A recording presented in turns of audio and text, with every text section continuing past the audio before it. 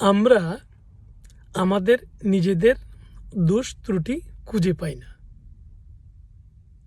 খুঁজে পেতে চেষ্টাও করি না।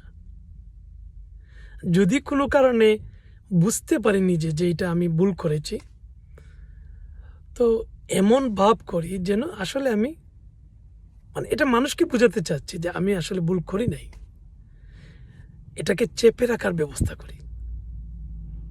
কিন্তু একটা বিষয় আমাদের বোঝা উচিত যে আমাদের অন্তরে পরমেশ্বর ভগবান স্বয়ং বিরাজমান, তিনি সব কিছু দেখছেন। তো এর চেয়ে নিখুঁত ক্যামেরা অথবা নিখুঁত রেকর্ড আর কি হতে পারে? এছাড়াও আমাদের যে আশেপাশের লোকজন আছে, তারা কিন্তু সব কিছু দেখছে, আমি কি ভুল ত্রুটি করছি না কতটুকু করছি, সব কিছু দেখছে।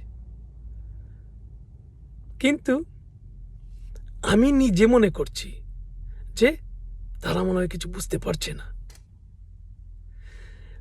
বরঞ্চ সেটা আমি নিজে বুঝতে পারছি না বা বোঝার চেষ্টা করছি না বা বুঝতে চাই না যে অন্যরা আমার ভুল ত্রুটি বুঝতে পারছে।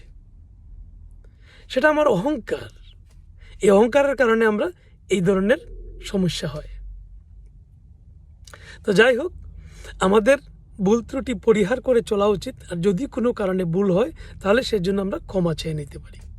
কিন্তু ইচ্ছাকৃতভাবে সবসময় ভুল করা উচিত নয়, সেটা একটা খারাপ অভ্যাসে পরিণত হয়ে যায়। হরে কৃষ্ণ।